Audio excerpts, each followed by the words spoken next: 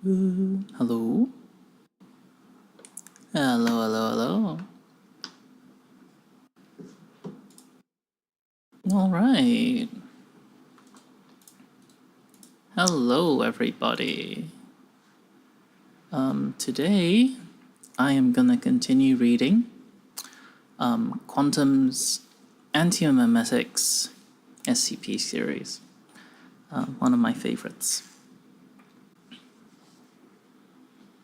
And, let's get right to it.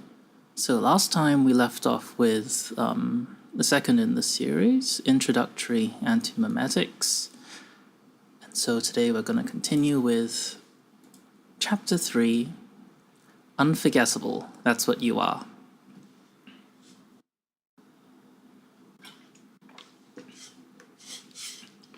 And here we go.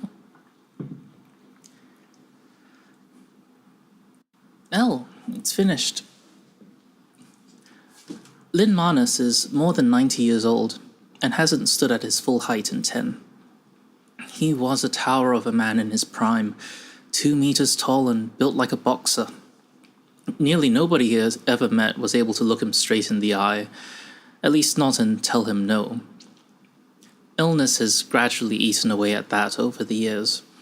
He feels as if he lives at the bottom of a deep bath, everybody he ever meets looking down at him from slippery, unscalable walls, none of them able to reach down to help him.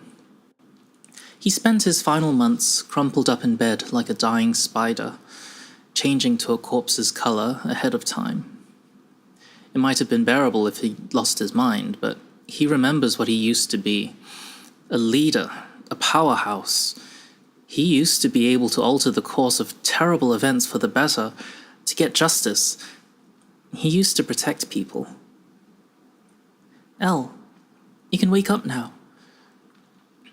But there's a warm wind through his thin, colorless hair, and there's direct sunlight coming down on him now, and the heat is filling him up like a tonic. He's outside. It's been too long since he was last outside. When he opens his eyes, he sees his lake, the one in the northwest, which he used to have all to himself every summer. He's on a boat, his boat, lying on a blanket laid on the deck. A few kilometers away behind them is the little lake house, empty. It's perfect.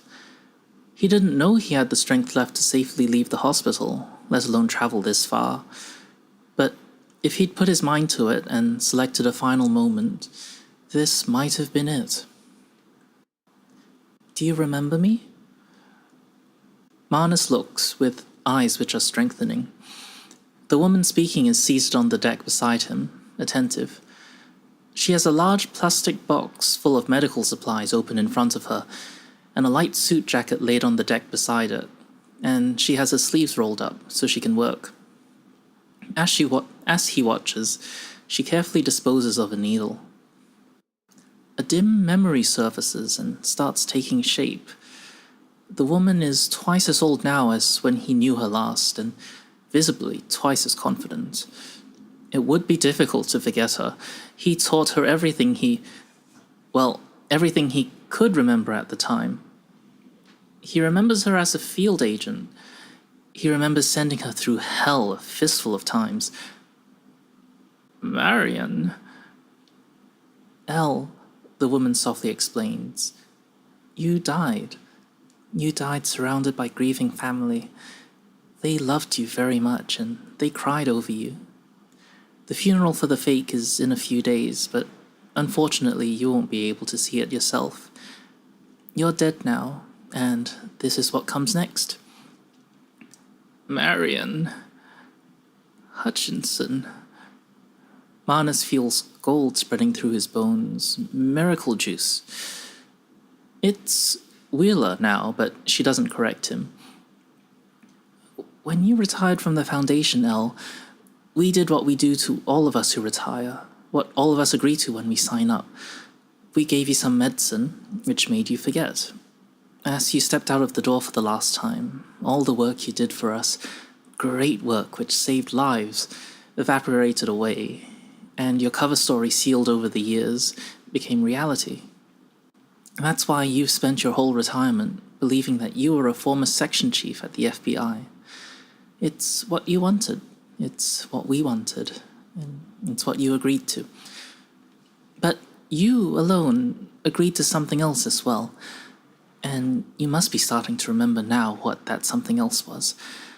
I've injected you with a serum which throws the human aging process into hard reverse, and it affects everything. Organs, tissues, memories. You'll be coming up on it soon. Remember? Yes. Marnus croaks, remembering, dizzy. You signed over your final 12 hours to us. You asked for a full and happy and well-deserved retirement. But now, for the last day, you work for us again because of one particular job.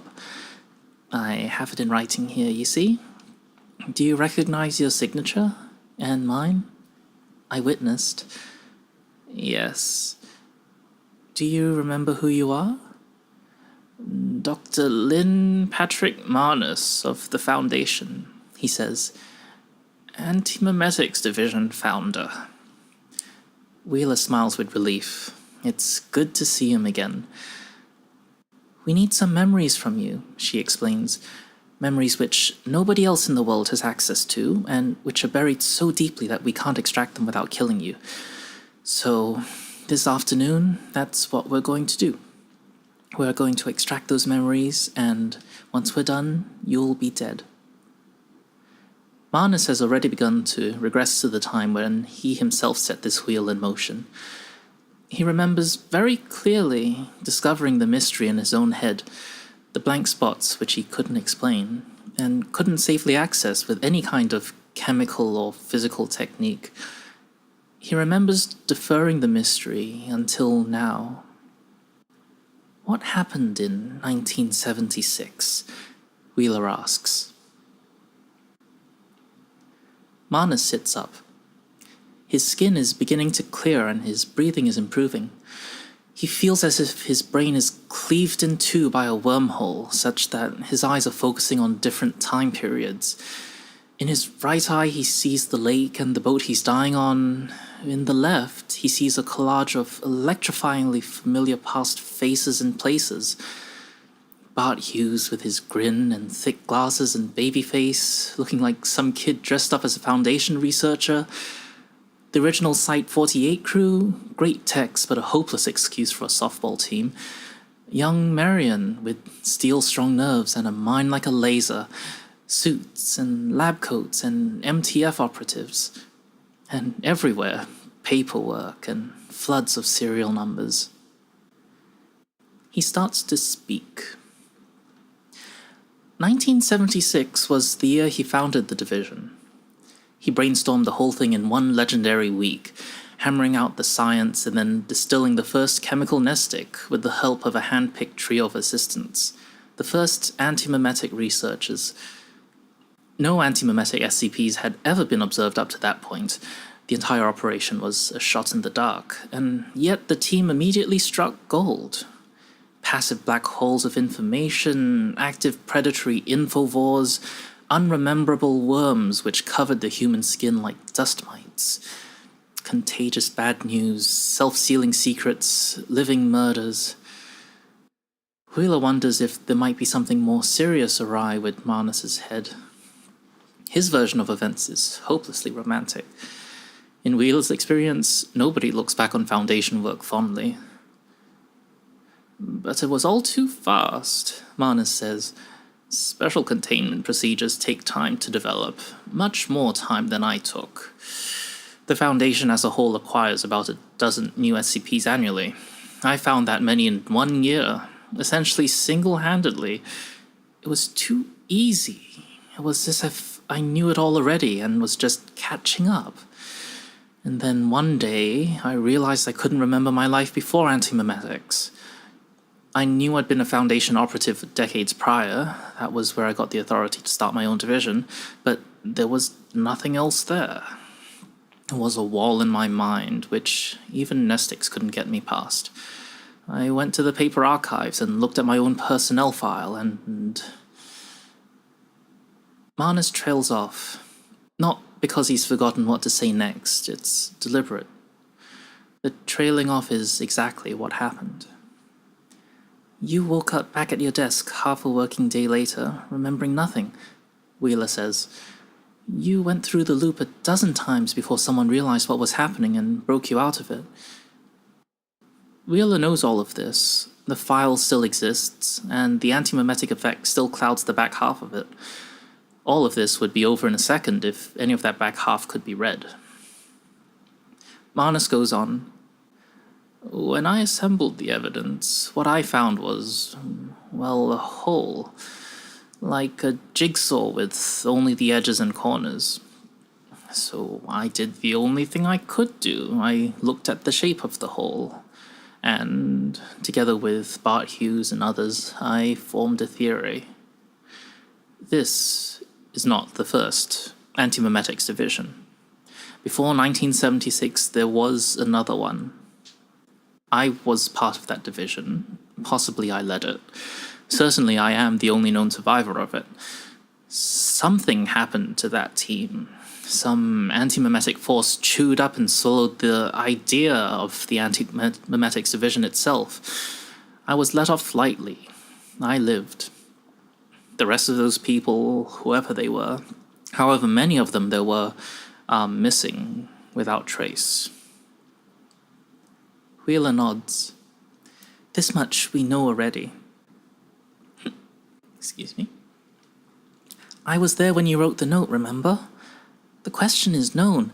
It's the answer that we can't get to without killing you. It's the answer that we've waited all these years to get at. I'm here to ask you, what happened? Marnus covers his right eye and grimaces, trying.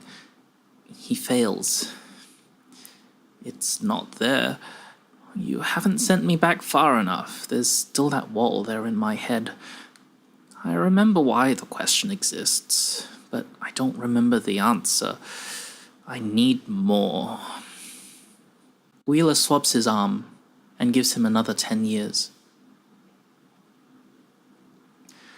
Marnus seems like another man once the second X dose takes effect.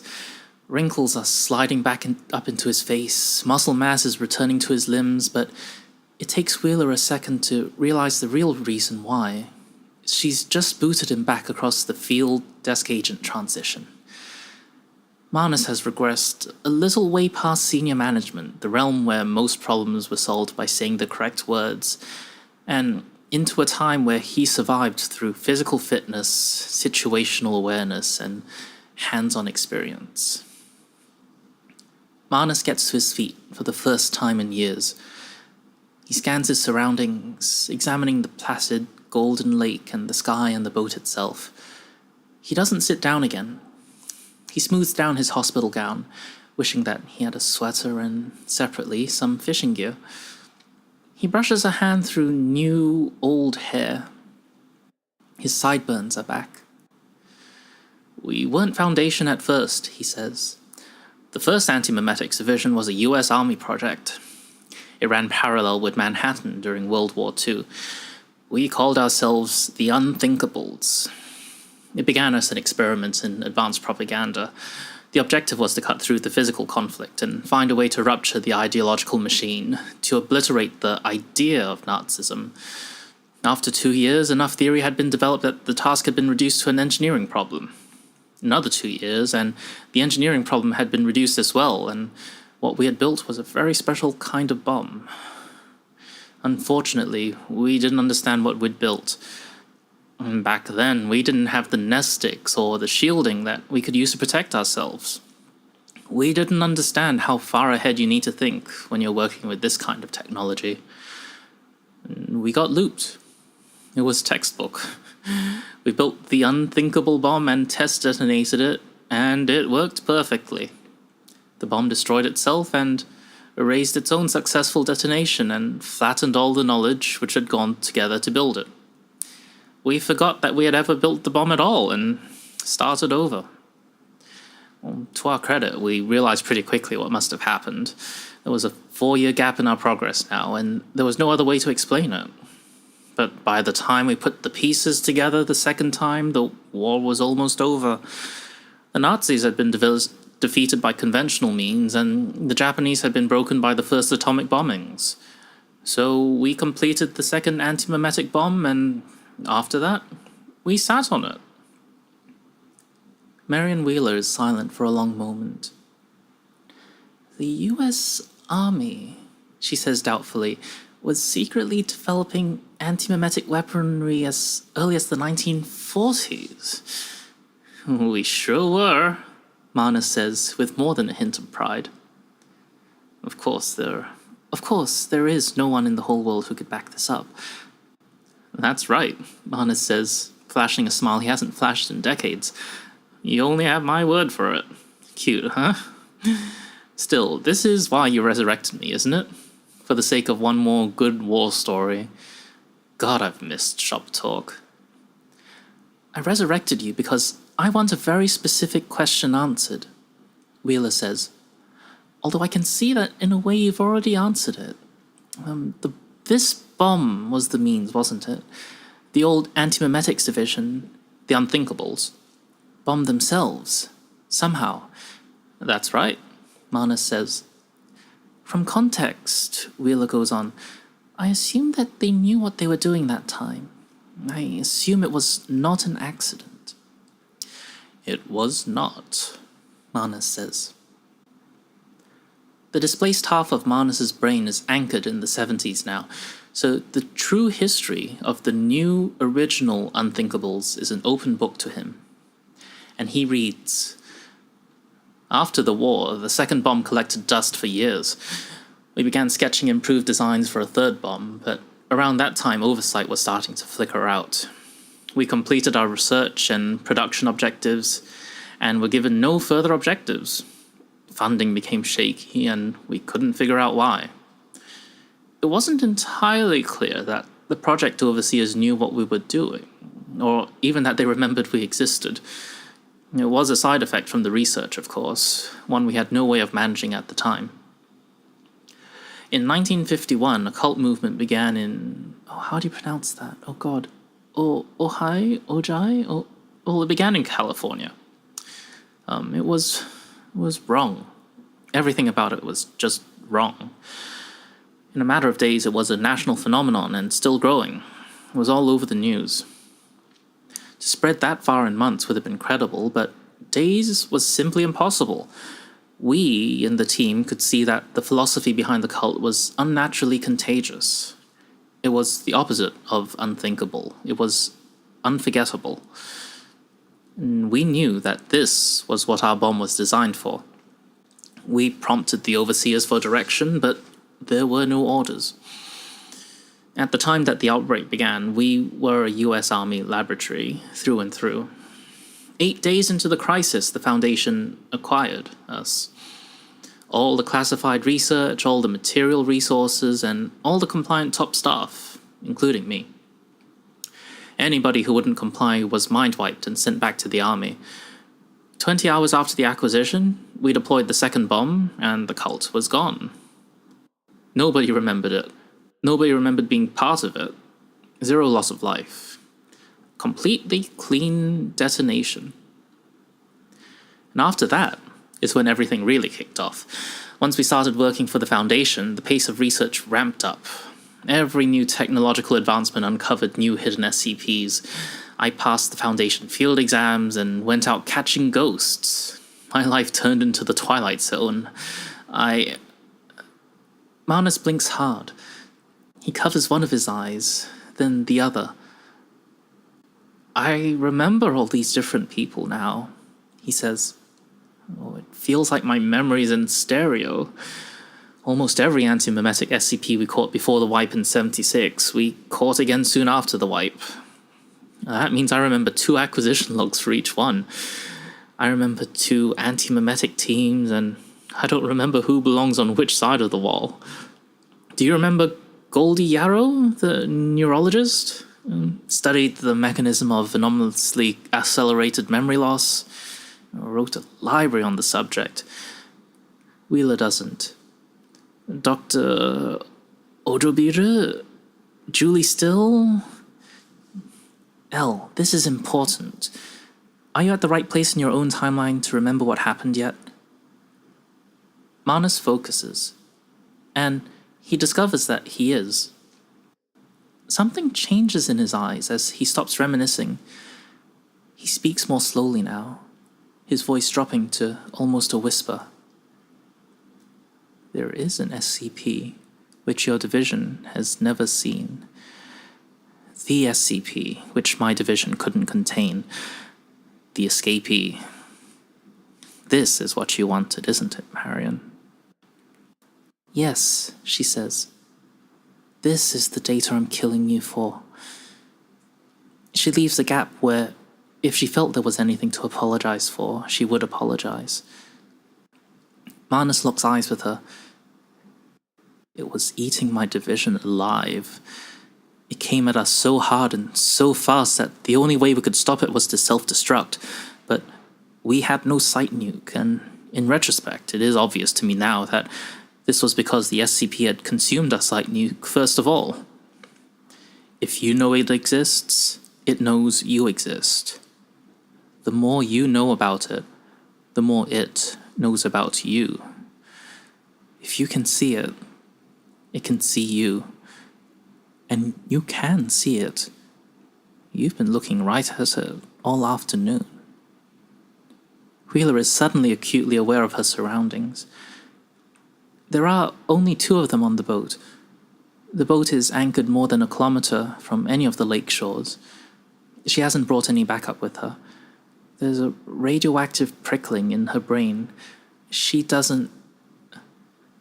Red flag. Why didn't I bring any backup with me?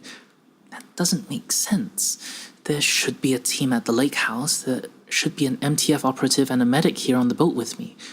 And a second boat, at minimum. Am I all alone out here? Why did I do that? She pulls her gun, but doesn't aim it at Manus yet. Where is it? Is it in you? Manus's voice is becoming urgent. He covers both of his eyes again. Destroying all knowledge of it was the only way to destroy it, and restoring my memories was a foolproof way to bring it back. It's in his eyes, most likely his left eye. Wheeler backs up to the other side of the boat, draws a bead on the center of Manus's head and says, Elle, are you still in there? There is a way to fix this, Manus hisses, dropping to his knees. He keeps his eyes screwed up and gropes his way forward blindly on his hands and knees. Elle, you need to tell me what this thing is. That's the opposite of what we need to do, Manus says. You need to set another bomb off. We don't have that bomb. We lost that technology. Wheeler begins. You've always had it. There's an engineering lab in Site 41. You know it. An underground complex the size of a football field, in pristine condition and totally disused. Why? Think about it. That's where your bomb's installed. But that sets us back to square one. If I set the bomb off, Wheeler says, knowing full well that she is thousands of kilometers from it and can't hope to reach it in time anyway, how do we contain this thing? We won't, Manus shouts. We can't, ever. Don't you get it? The whole division is looped. We start the division, we run headlong into this thing, and either it eats us or we wipe ourselves out in self-preservation. The idea of anti-memes is as old as forgetfulness itself. Humans have been looping through this problem over and over again since long before the 40s. Maybe for centuries. His blindly probing fingers find the medical box. It's too late. As Wheeler watches, a waving black pedipalp coated in dark hairs forces its way out through Manus's left eye. Manus screams. Still on his knees, he grasps the pedipalp with both hands and tries to break it, but it's solid, as if it has bones inside it. What is it? Wheeler shouts at him. That can't be the only story. Where's it from? What does it want? Can it reason? Can it speak? Help! A second spider leg, significantly longer and spindlier, slides out through Manus's trachea, ruining his throat and voice box and producing a gout of blood. He gurgles. A third leg shoots from his abdomen like a spear. Wheeler shoots Manus in the head. Manus falls forward, limp, then rises back up, lifted by the 3 spider appendages as if he is a puppet being controlled by something gigantic and invisible. His arms raise as if suspended by wires. Wheeler squints. She fires 4 more shots over Marnus's head at the likely body mass of the invisible puppeteer, and fires the rest of her clip almost directly into the sky. The whole boat vibrates, along with the surface of the lake, as if responding to infrasound or a localized earthquake. Then the boat shudders violently and starts to lift out of the water, raised by more unseen appendages. Wheeler hoists her gun and goes for the medical box herself, pulling it away from Marnus's floating feet. There's a compartment with Class B amnestic, the fast-acting stuff, in serum form. She does a hurried burst of mental arithmetic, measures out the correct dosage in a syringe, and, hands shaking, plunges it into her wrist vein. The boat is still rising. Whatever the monster is, it's colossally tall, or maybe it flies. She is, of course, already dosed up to the eyeballs with nestic drugs. Otherwise, she wouldn't have been able to perceive any of this. Foundation medical literature warns in the strongest possible terms against putting both kinds of drugs into the same brain. Best case scenario, this ends with her in the hospital. They're 30 meters up in the air now, 10 stories. There's a stabbing pain developing in her left eye. She kicks her shoes off and throws the gun away. She goes to the edge and contemplates the drop for a disbelieving second. She jumps. It takes 2 heart-stopping seconds of freefall for her to hit the water. The chilled hammer blow of the impact is enough to blank her mind out. By the time she surfaces, she doesn't remember where she fell from or why. And likewise, the skyscraper-sized being which claimed Marnus and the boat has forgotten about her. "What the hell?" she gasps, treading water. "What the hell? What the hell?" There is nothing above her. No explanation. Only the symptoms of the drug cocktail give her any indication of what just happened. A sensation like hundreds of tiny lumps of hot solder in her brain, and pain and exhaustion spreading to all of her tendons. She wants to die.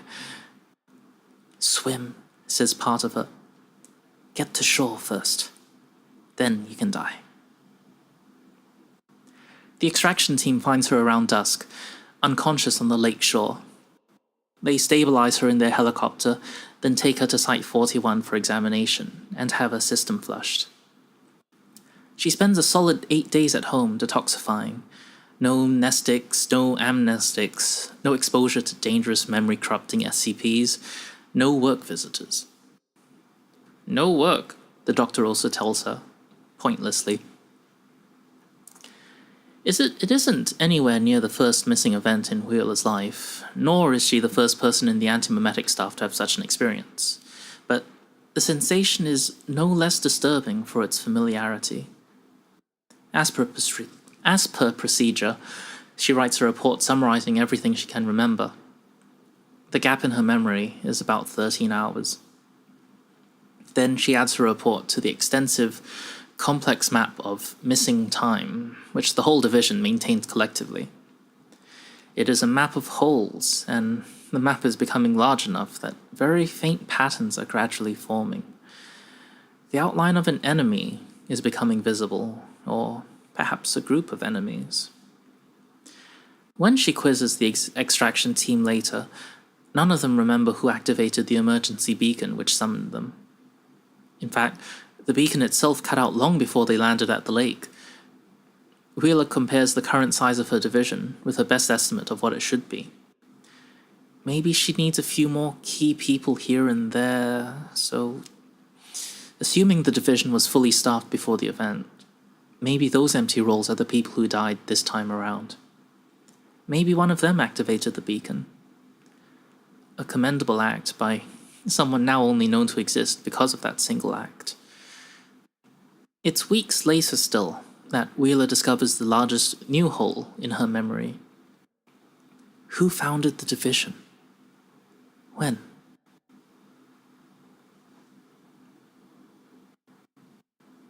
And that's Chapter 3 in Quantum's Antimemetics series. That was Unforgettable, That's What You Are. Yes. I'm going to read one more, the next chapter in the series. This is chapter 4 of Quantum's Antimemetics Division series, and this is Case Colorless Green. Let me get some water, get some tea.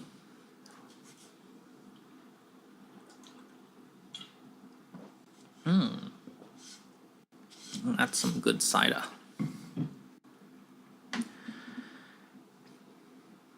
All right.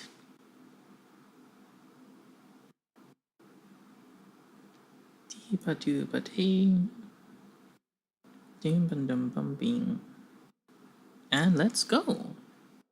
This is Case Colorless Green by Quantum. Item number SCP-3125. Object class Keter. Special containment procedures. SCP-3125 is kept inside Cognitohazard Containment Unit 3125 on the first floor of Site 41. This containment unit is a 10-meter by 15-meter by 3-meter cuboidal room clad in layers of lead, soundproofing, and telepathic shielding. Access is through an airlock system at one end of the containment unit. This airlock is programmed to allow only one person to enter the containment unit at a time, and to remain locked until this person exits before allowing another person to enter. Under no circumstances may any coherent information be allowed to leave the containment unit. This includes written and electronic notes, photographs, audio and video recordings, sound, electromagnetic and particle-based system signals, and psi emanations. During the exit cycle, a purge system rigged to the airlock flushes the occupant's memory by flooding the airlock with amnestic gas for 3 minutes. A senior Antimemetics Division staff member must visit SCP-3125 every 6 weeks, or 42 days. End of file. You're kidding me. That's the whole entry?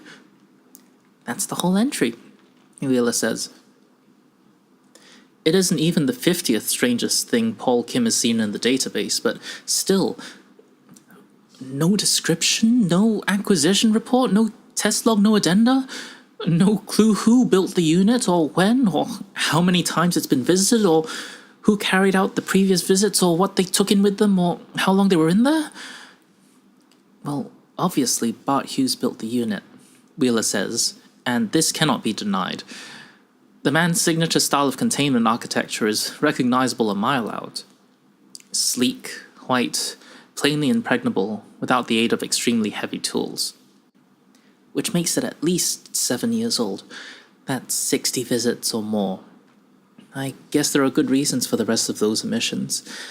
Anyway, the timer watchdog says it's time again. I don't like the idea of you routinely exposing yourself to a cognitohazard so dangerous that we can't even write the reason why we can't write it down, Kim says. Especially because it's impossible for us to recover any usable information this way. You're gonna go in, be incommunicado for 2 hours, and come out a smiling amnesiac. What do we gain from that? It's just a breach risk.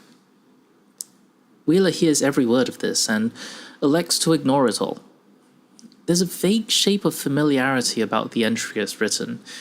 There are a few word choices which reassure her, in an intangible way, that it was written by someone who knew what they were doing. Possibly her. Kim's still talking. We should just scrub that last line from the database entry. There can't be anything good in that room. Wheeler puts a keycard in the slot. The airlock rewards her with green LEDs and begins the cycle open. It's built as a slender vertical cylinder with a single opening. The entire thing rotates on its axis.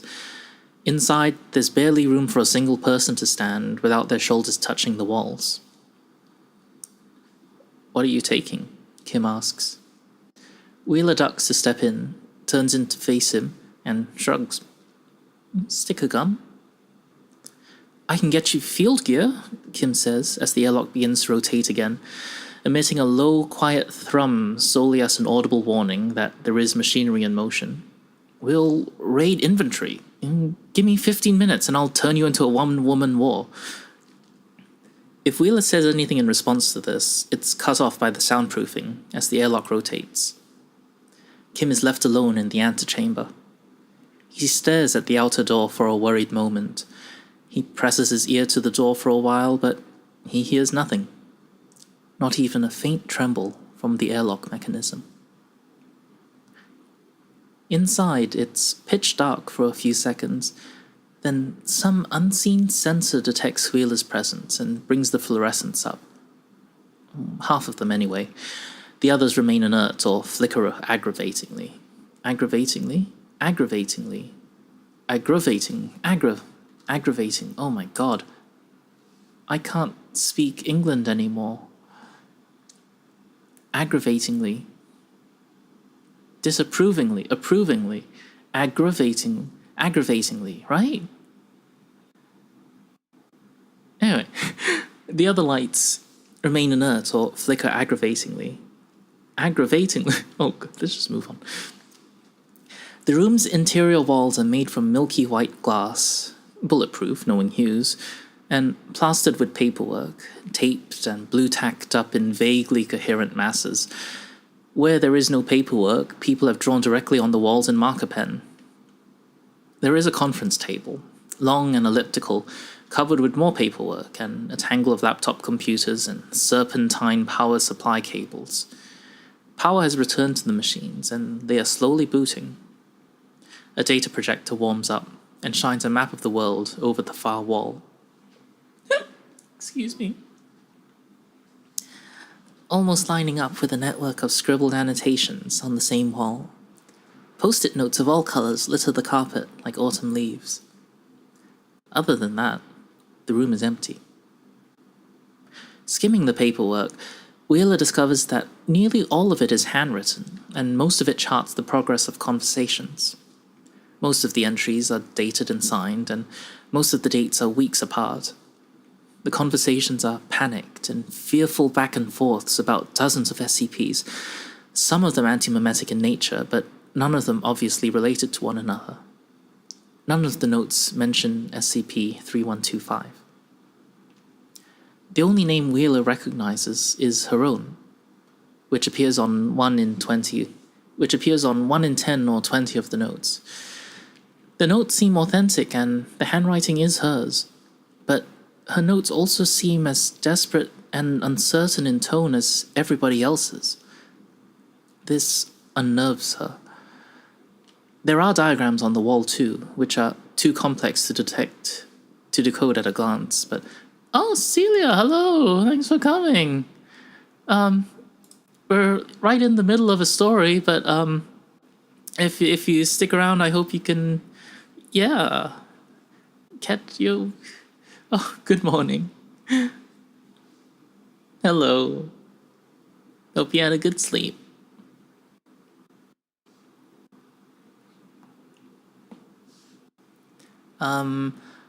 Yeah. I'm reading another... I think this is, what, chapter 4? And so far, That's good. Yeah, so far our hero, Marion Wheeler, has just entered a research, little research booth, which is like isolated from the outside. And she's trying to figure out what's going on. Okay, where are we? Okay. Okay. The only name Wheeler recognizes is her own, which appears on 1 in 10 or 20 of the notes.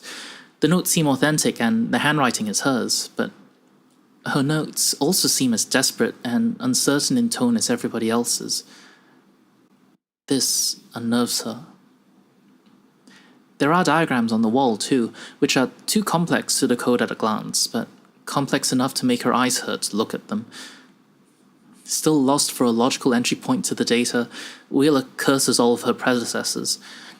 Asynchronous research, whereby the research topic is forgotten entirely between iterations and rediscovered over and over, is a perfectly standard practice in the Antimemetics division, and her people ought to be better trained than this. There should be an obvious single document to read first, which makes sense of the rest. A primer. Marion, it's me.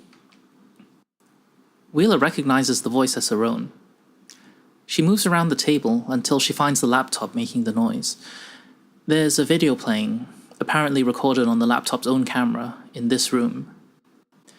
The Marion Wheeler in the video is seated, and looks unfamiliar in a way which takes the one watching a moment to put her finger on. Not exhausted, not sick, not physically injured. She's seen herself that way before, in the mirror. This woman's willpower is gone. She's beaten. You've guessed already that SCP-3125 is not in this room, she says. In fact, this is the only room in the world where SCP-3125 is not present. It's called inverted containment. 3125 pervades all of reality except for volumes which have been specifically shielded from its influence. This is it. This is our only safe harbor. This room represents the length and breadth of the war. Every competent antimemetics research project finds 3125's fingerprints sooner or later. It manifests all over the world in thousands of different forms. Most of them aren't even anomalous. Some of them we already have catalogued separately in the main database. A very small number of them are even in containment. Impossibly virulent cults, broken arithmetic, invisible spiders as tall as skyscrapers, people born with extra organs which nobody can see. That's the raw data. Those manifestations are troublesome enough to deal with in their own right. The Wheeler in the video casts around, picks up a bright green felt-tip pen and a blank piece of paper. She begins drawing a shape which isn't visible from the camera's perspective, while still talking. But once you get a little further down the road, you start to see a pattern emerging in the data. You need to have the training in memetic science, but once you have that training, and you have the data in front of you, it only takes a little extra effort to arrange those data points in conceptual space and draw a contour through them. Those data points are points on SCP-3125's hull. Those manifestations are the shadows it casts on our reality. You link 4 or 5 different SCPs together into a single shape, and you see it. And it sees you. She's still drawing. It's detailed. She doesn't look up, and her tone of voice is distant, almost as if she's narrating the tail end of a frightening children's story. When that happens, when you make eye contact, it kills you. It kills you, and it kills anybody who thinks like you. Physical space doesn't matter. It's about mental proximity. Anybody with the same ideas, anybody in the same headspace. It kills your collaborators, your whole research team. It kills your parents. It kills your children. You become absent humans, human-shaped shells surrounding holes in reality. And when it's done, your project is a hole in the ground, and nobody knows what 3125 is anymore. It is a black hole in antimemetic science, consuming unwary researchers and yielding no information, only detectable through indirect observation. A true description of what 3125 is, or even an allusion to what it is, constitutes a containment breach and a lethal indirect cognitohazard. Do you see? It's a defense mechanism. This information-swallowing behavior is just the outer layer, the poison coating. It protects the entity from discovery while it infests our reality. And as years pass, the manifestations will continue, growing denser and knitting together until the whole world is drowning in them. And everybody will be screaming, "Why did nobody realize what was happening?" And nobody will answer, because everybody who realized was killed by this system. Do you see it, Marion? See it now. Wheeler is at the core of Foundation antimemetic science. She had all the raw data readily accessible. There are extensive written calculations on the walls, but she doesn't need to read them. She can do them in her head. All it took was that slightest push, that slightest suggestion. Staring through the laptop screen, eyes wide and focused, she understands how it all links together. She sees SCP-3125. She feels dwarfed by it. She's encountered terrible, powerful ideas before, at every level of memesity, and subdued them or even recruited them. But what she's picturing now is on another order of magnitude from what she knew to be possible. Now that she knows it's there, she can feel it like cosmic radiation, boring holes in the world with its thousands of manifestations and freely laying waste to anybody who recognizes the larger pattern. It's not of reality, not of humanity. It is from a higher, worse place, and it is descending. The other Wheeler presents her finished diagram.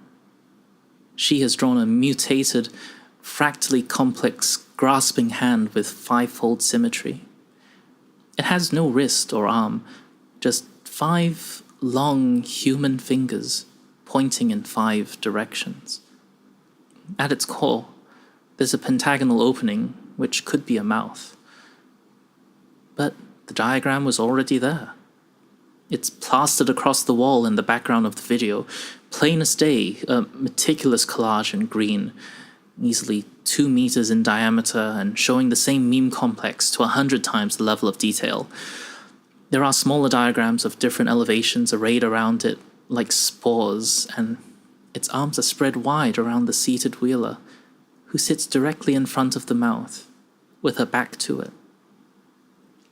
Wheeler, watching, does not realize this and does not turn around. How do you fight an enemy without ever discovering it exists? The Wheeler in the video asks. How do you win without even realizing you're at war? What do we do? 7 years ago, there were more than 400 antimemetic research groups worldwide, government agencies, military branches, private corporations, university projects. Many of them were GOIs or subdivisions of GOIs. We were allied with most of them. We were at the spearhead of an antimemetics coalition which spanned the whole globe and thousands upon thousands of people. None of these groups still exist. The last one ceased to exist sometime in the last 72 hours. 3 years ago, Foundation Antimemetics was an organization of more than 4,000 people. Now it's 90. There's no war. We've lost the war. It's over. This is the mopping up operation. The only reason we still exist at all is because we have better amnestic biochemistry than anybody else in the world. Because that's all you can do when you see 3125. Run away and try to forget what you saw. Seek oblivion in chemicals or alcohol or head trauma. And even that can't work every time. It's circling in. We meet it over and over again and we don't realize it. There's no way we can stop ourselves from rediscovering it. We're too damn smart. She points at something on the wall, out of view of the laptop's camera. Wheeler, watching, turns to look. In an upper corner of the room, there is a constellation of dizzyingly complicated schematics. Bart Hughes' initials are on every page. There is a machine we could build. All it would take is 8 years, a lab as big as West Virginia, and all the money in the world. Nothing that the O5 Council would blink at if we went to them. But how do we build that machine without any of us realizing what it's for? It would be like building and launching Apollo 11 without a single engineer deducing that the moon existed. The logistics would be insane, but the secrecy would be well past impossible. Someone would start asking questions, and then it would be over. So what do we do? Find another way, Wheeler says to the unhearing recording. The fatalistic tone of her voice makes her angry. What the hell's wrong with you? could tell everyone to walk away. I could send a little message to myself saying, there's danger down the road. You should disband the Antimemetics division and pursue other projects. But I'd be suspicious. I'd start asking questions. And then it would be over. Wheel is now crouched in front of the video, trying to understand what she's watching. What's wrong, Marion? Are you okay? I could kill myself in here, the recording says, but my team would find 3125 without me, and then they'd have to fight 3125 without me. It's gonna happen soon, whatever happens. In the next 2 months at most. This year, it will be over. I may die in here anyway. I'm on so many amnestic drugs that my endocrine system is shutting down. Taking amnestics at the same time is the chemical equivalent to trepanation. I don't remember the last time I slept without having a nightmare about Adam, and I'm starting to forget whether 4987 is a real thing or just the number I gave to my life. You're not like this, Wheeler whispers. You're stronger than this. What happened to you? Who's Adam? I don't know how we survive this. I don't know how we win. We're the last ones in the world. After us, there's nobody. Wheeler shakes her head, not believing it. So I'm done. I'm going to walk out of this door and forget who I am, and then I'm going to be you, Marion. And you'll have to find a way out of this. Because I can't. She gets up and moves off screen. She can be heard breathing deeply. Her speech is starting to distort. Oh, God, my eyes hurt. I think it's starting to shift me inside. There's the sound of a door opening, and then a piercing pulse of sound and light, which terminates the recording. Wheeler stares at the dark screen for a long minute. She's never seen herself so weak, and it damages her ego a great deal to see that it's possible. She feels disconnected from what she saw, like it happened in an alternate universe. She feels revulsed and appalled by that version of her, more so to know that that version is still inside her somewhere. It doesn't make sense. I'm looking at all of the same facts. What made her give up? What did she know that I don't? Who was Adam? The answer to this question is so obvious and sickening that she instinctively distrusts it.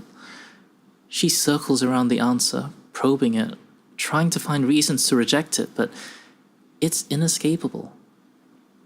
Adam was someone she knew when the video was recorded, now completely removed from her memory.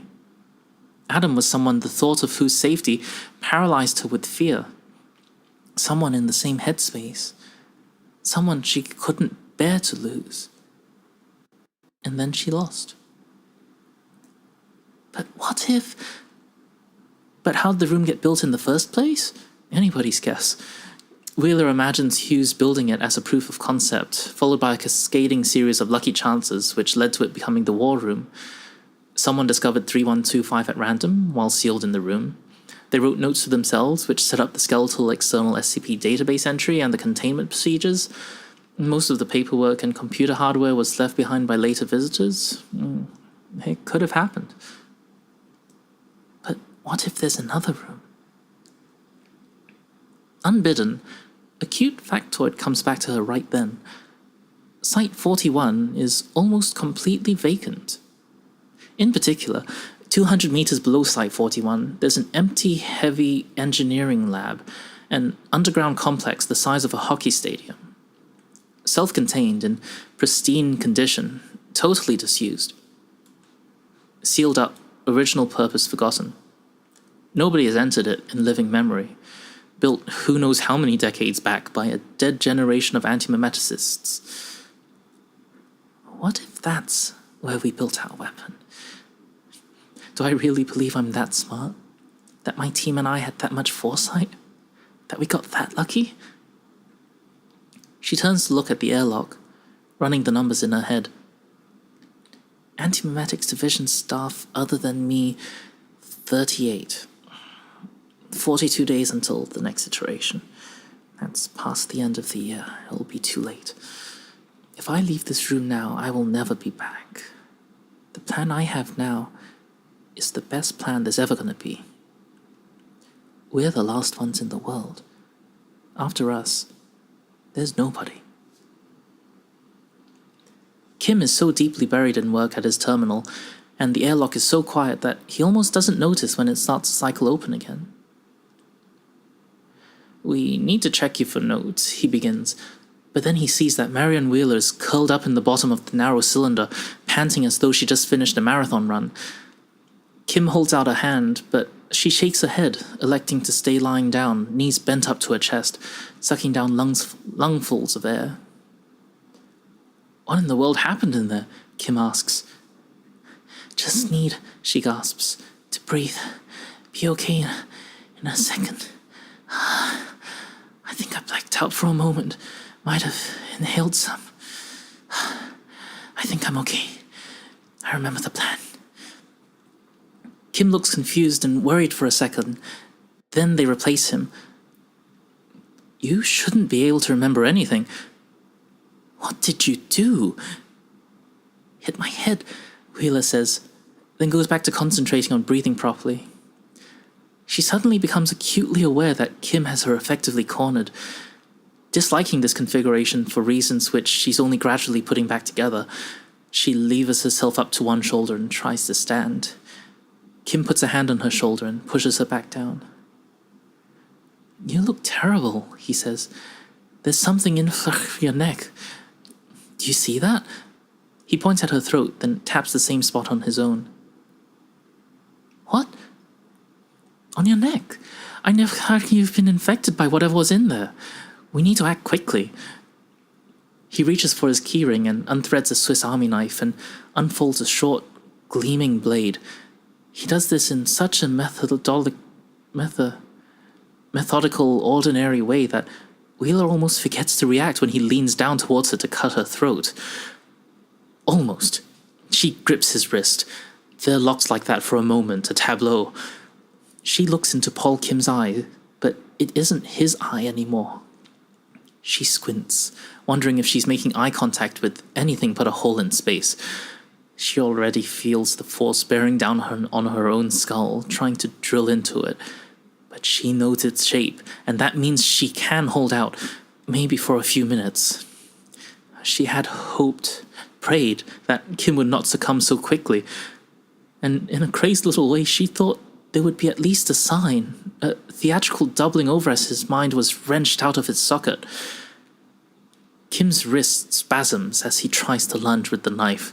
Wheeler parries and its tip glances off the airlock interior wall with a screech.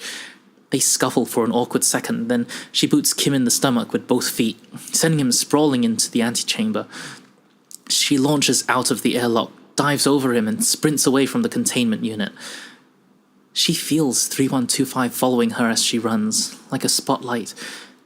She hears a crash in another part of the site, as the first piece of ceiling caves in.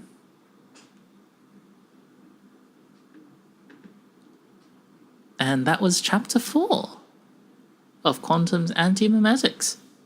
Case Colorless Green.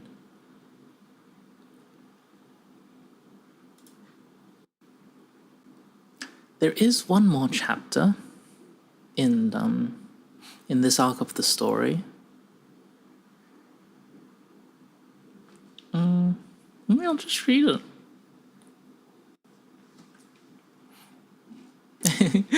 Thanks for listening, Celia.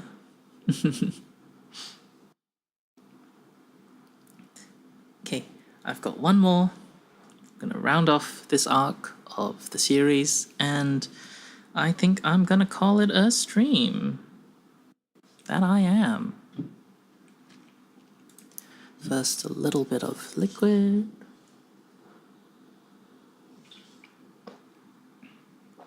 Goku, Goku, Goku.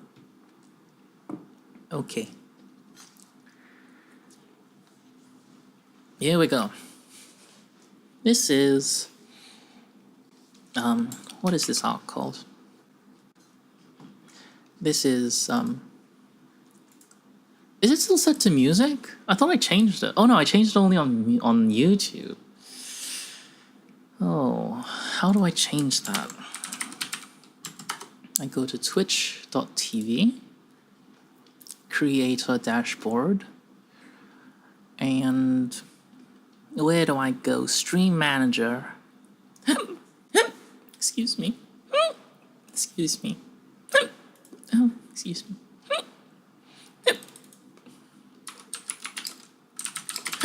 Excuse me. I don't have a readily accessible mute button yet for when I hiccup. Okay, let's see. Just chatting. And okay. Now I am just chatting. I think. Does it say just chatting? Does on my end, at least. Okay. Alright, we're in business. How are the levels, by the way? Like, too loud, too soft? Is it like, do I get too, like, is it too much, like, getting loud and then getting soft? And, oh, sounds good. Okay, that's good, that's good. Alright. Here is the last chapter in Quantum's There Is No Antimemetics division. And this is your last first day.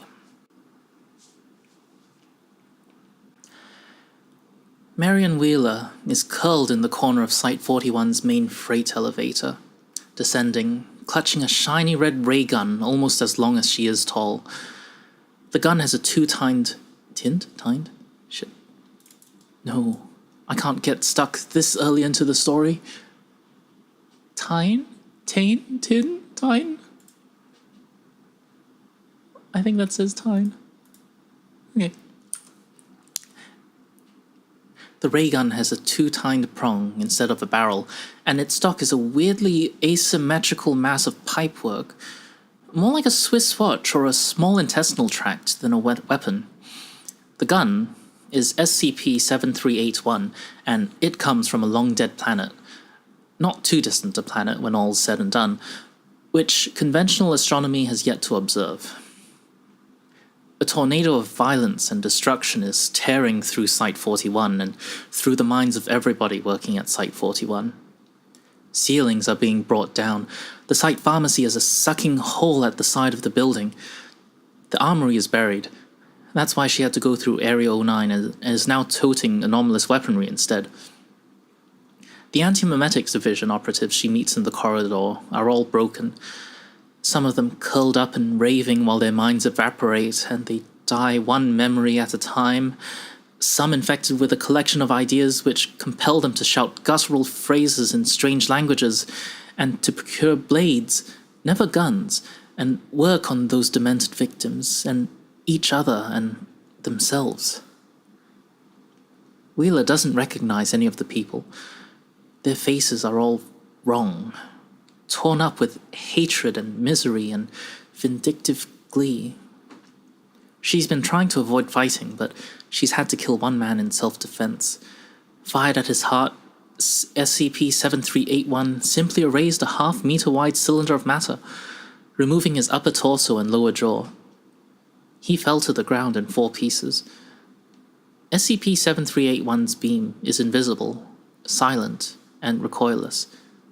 It was like using a child's toy gun. Wheeler is petrified, but more than that, angry.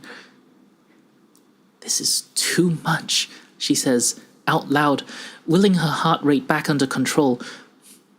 "I can't deal with this. I shouldn't have to deal with this. It's my fucking first day." But how much sense does that make? Wheeler studies her reflection in the dark glass of the elevator control panel, and she tours the interior of her own skull, examining her thought processes. There are hints there which would be difficult to articulate to someone who didn't know her as well as she knows herself. She isn't thinking like a newbie. She's instinctively breaking the problem apart, the way an experienced Foundation operative should. Hell, a newbie wouldn't even know how to carry out a detailed psychological self-examination of this kind. A newbie wouldn't even think of it. A newbie would just suffocate. The first thing it did when it saw me, she explains to her reflection, was eat everything I knew about the division and everything I knew about it. If I had a plan, it ate the plan, but I'm still me. So I can come up with that plan again. It's already right in front of me. I just need to see it. If I were me, what would my plan have been? She scratches absently at her left wrist.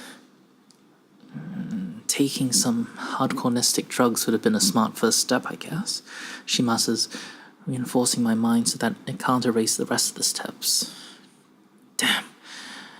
The nearest source of nestic medicine is the site pharmacy, but it's already been destroyed, and in any case, the elevator is headed down, away from it.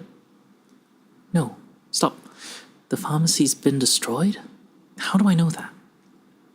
Well, because she was there. She remembers finding the pharmacist crushed to death beneath a fallen medical cabinet, her skull an unrecognizable splatter of scarlet. She remembers the floor being torn away beneath her feet and only barely making it out of that portion of the building alive. She remembers a modular package colored safety orange with an enormous black Z on it.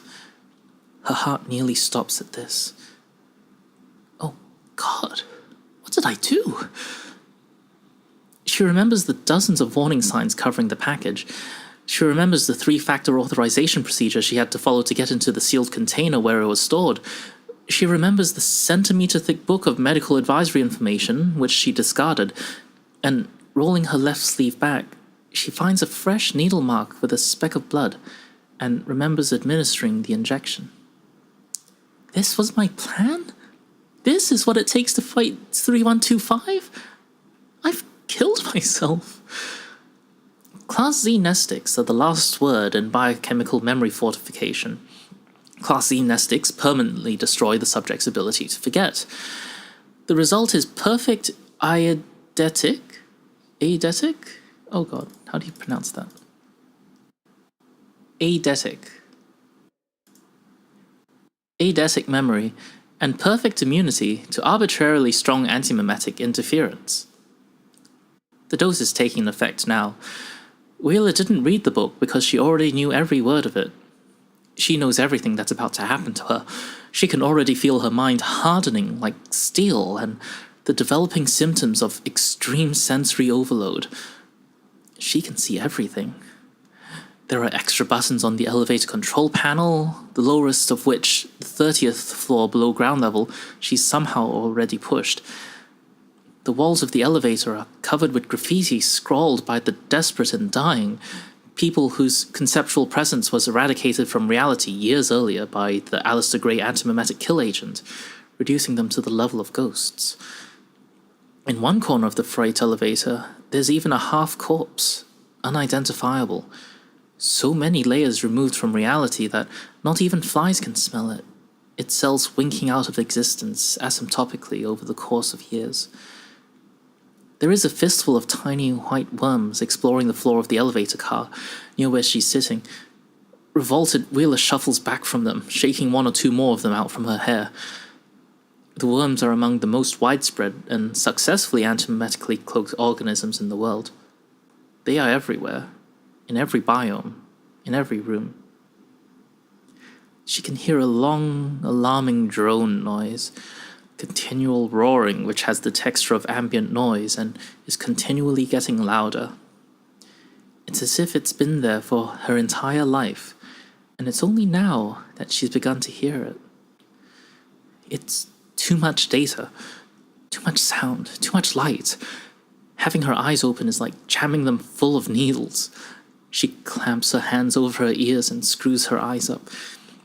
Even like this, she feels the vibration of the elevator's slow descent and the heat of the failed air conditioning and the movement of her clothes on her skin, and meanwhile her vision is flooding instead with what could be hallucinations.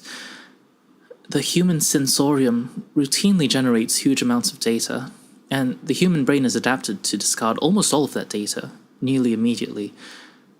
Altering the brain's behavior to retain that data is extremely dangerous, even for very short time spans. Wheeler takes one hand away from her ear for just long enough to punch the metal wall of the elevator car, bloodying 2 knuckles. The pain gives her a focal point, a memory which screams a little louder than the rest. And she finds the plan. She doesn't remember it.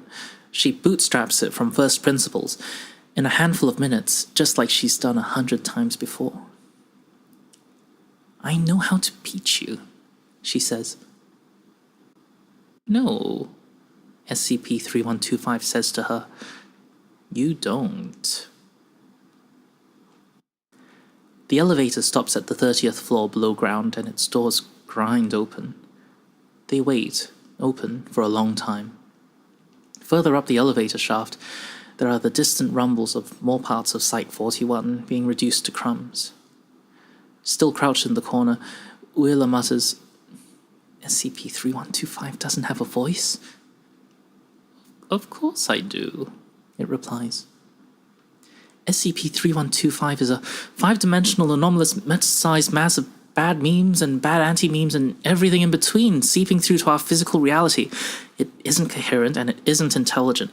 It can't communicate. This is an auditory hallucination. SCP-3125 scoffs. "You know what I hate most about you, Marion? You're consistently, eternally wrong. And yet, you're still alive. All those lost battles, every year of that entire lost war, but somehow you always cobble together enough dumb luck to walk away unscathed. The eternal sole survivor. You don't deserve that kind of luck. Nobody does." While it's talking, Wheeler leans hard on the ray gun to get to her feet. She lodges one shoulder against the wall of the elevator car, still with her eyes closed.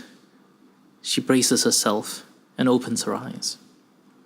The corridor ahead is empty.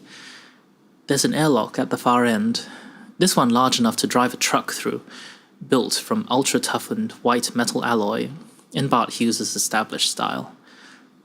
There's a panel beside the airlock. She closes her eyes again and hobbles forward, using the ray gun as a crutch, stretching one hand out ahead of her as guidance. "Someone has to be last," she says, gritting her teeth. "Someone has to be the best." "Your team is dead," SCP-3125 says. "Their minds have been pulled out like eyeballs. They're hollow people with holes in space where their brains were. The war is over. Finally. It's just you, Marion. A division of 1.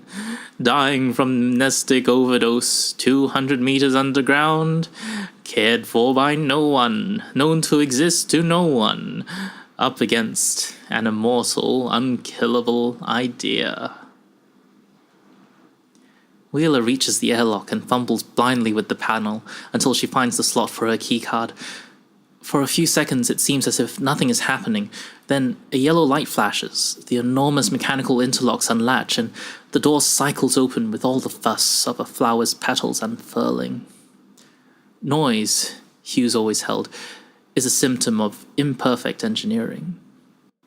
Behind her, she hears the freight elevator close up and return to ground level, and she knows that someone has summoned it, intending to pursue her. "Ideas can be killed," she says, stepping into the airlock. "How?" "With better ideas." As the airlock cycles closed, so does the hermetic seal. SCP-3125 is shut out. If something can cross over from conceptual space into reality, taking physical form, then something can cross in the opposite direction. It must be possible to take a physical entity, mechanically extract the idea which it embodies, amplify that idea, and broadcast it up into conceptual space. bigger idea, a better idea, one designed specifically to fight SCP-3125. An ideal, a movement, a hero. The machine Wheeler needs to build is the size of an Olympic stadium, and she doesn't have a fraction of the heavy memetic engineering experience to do it, let alone the material resources or the time. But she knows, someone taught her, she doesn't remember who, that an Antimemetics division operative is as good on their first day as they're ever likely to be. And the same must be true of the division as a whole. She tells herself, we won this war on the day it began. When we encountered SCP-3125 for the first time, we built this bunker. Bart Hughes faked his death and sequestered himself here so he could work uninterrupted, while the rest of the division held on for as long as humanly possible, buying time for this moment. I know this is what I did, because it's what I would have done. I'm the final component. He's waiting for me. The space beyond the airlock is gigantic, structured and lit like an aircraft hangar and filled with hot, stale, dry air. Wheeler, still mostly blind, stumbles forward across an expanse of more than a hectare of flat, dusty epoxy flooring. Hughes! She shouts into the void. It's time! Nothing comes back but the echo. She glances up for a second. The space is empty. The castle-sized memetic amplification/broadcasting unit, which Bart Hughes was meant to be building, is absolutely absent. Hughes himself is absent. Maybe the entire machine is antimemetically cloaked? She wonders momentarily. It would be a smart way to conceal the operation, even from the rest of the Foundation. But her brain is curdling in the strongest nestic drugs ever manufactured. There's genuinely nothing here. Almost nothing. At the center of the space there's a small outpost, a group of trestle tables with tools and toolboxes scattered around the place. Parked behind it is an unmarked military truck with flat tires. On the back of the truck is a squat, squarish machine, the size of a shipping container, with unshielded wiring and exposed pipework, and a long cable leading to a heavy-duty control panel on the floor. To the untrained eye, it is not at all clear what the machine is designed to do. It's the antimemetic equivalent to a hydrogen bomb. The division's answer to a Site nuclear warhead. Activated, it would contaminate Site-41 and everything and everyone on it with antimemetic radiation. There would be no Site-41 and no division afterwards. Nothing any of the escaping infectious staff did could have any effect on the real world. It's the wrong machine. It can't destroy or contain 3125 or even injure it. All it can do is sterilize today's outbreak. The other symptoms will persist. 50 or 10 or 5 years from now, or maybe 1 year, or maybe tomorrow, SCP-3125 will return, bringing with it its MK-class end-of-world scenario. Human civilization will be entirely eradicated as an abstract concept and be replaced with something unimaginably worse. There will be no one to fight it.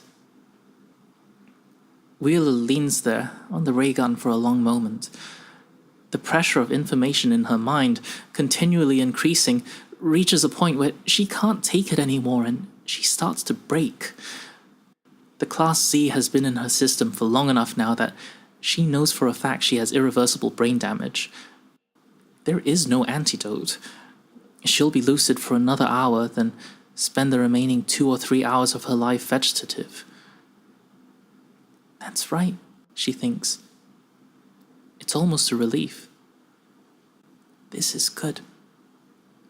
This is right. I've survived too long. I forgot what universe this was. For a while there, I thought maybe this was the universe where we win sometimes. The agony in her head is like an ice axe now. She drops the ray gun with a clatter, sinks to her knees, lies down and waits for either death or a better idea. A being superficially resembling Paul Kim arrives at the outer airlock door. It examines the airlock uncomprehendingly for a few moments, then finds the keycard slot. It hunts methodically through Kim's pockets, then remembers the keycard around its neck. The airlock cycles once more, and not Kim goes through. Behind it, the freight elevator is returning to ground level a third time to fetch the rest. In the next room, the being which is not Paul Kim finds Wheeler, unconscious, with the ray gun dropped beside her. There is also a military truck, which it disregards. Not Kim lets its keycard fall from its fingers and scoops up the ray gun. For a moment it contemplates the unconscious Wheeler, then examines the gun itself, remembering how it works. It turns back to face the airlock and fires, punching fat cylindrical holes in the white metal of the inner door until it's gone, then the outer door too, breaching the hermetic seal. A faint smile returns to Not Kim's face as SCP-3125 and its familiar, comforting signals flood into the bunker. A dozen more non-people are arriving by freight elevator, former Antimemetic Division bodies. "I've found her," Not Kim calls out to them. It drops the ray gun where it's standing, as if it simply forgot that it had been carrying anything, and pulls out its knife again. It holds the knife between two fingers in a casual, offhand sort of way, as if it were a pencil or a screwdriver. The infected non-people gather with non-Kim around Wheeler, looking down at her with alien expressions of disgust or pity or malice. "Why isn't she opening up properly?" someone asks. "She can't meet them unless she wants the signals." "Start with her eyes," says someone else. "It'll make the rest of her easier to correct." Not Kim leans down to start work, then hesitates, its knife a few centimeters from Wheeler's eye. She's whispering something, so quietly that only it can hear her clearly. "None of this happened, Paul," she says. "You and I never existed. There is no Antimemetics Division." There's a sharp click as the bomb finishes its powering up sequence. Nobody in the room can hear this but Wheeler. Nobody in the room can perceive the bomb but Wheeler. All they can see is an empty truck. The world goes black.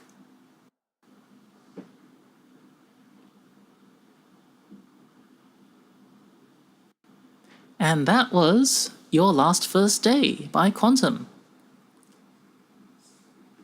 Thank you very much for listening. Man, it's been so long since I've read this series. Why has it been so long? I love it to death. I mentioned on the last stream as well, I'd been wanting to narrate this, read it out loud, this series, for ages and ages, but kept putting it off. Because I was I want to do more research first. I want to figure out voices first. I want to all that stuff. And then I just analyzed, paralyzed myself, and I just never read it. So I'm glad I did. This was really fun. And I hope you all enjoyed listening as much as I enjoyed reading. Okay, well, that's it from me for today. Thanks for stopping in. Until next time, where maybe I'll read the other arcs in the series. Or something else, who knows? Raid. Shit, how do you raid? What the heck is a raid? Is there a raid button in OBS? Where's the raid? How do you raid? Oh no.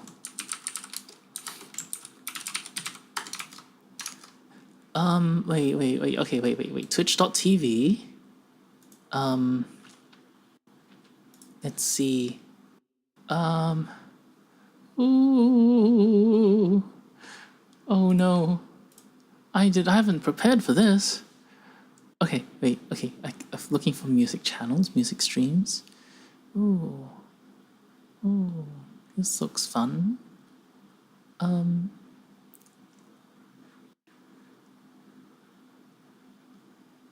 Ooh. Can you just like raid people you don't know even? Is that okay? Is that like kosher? Like I don't know the culture. The you know. Okay, so wait, I type that into my chat, right?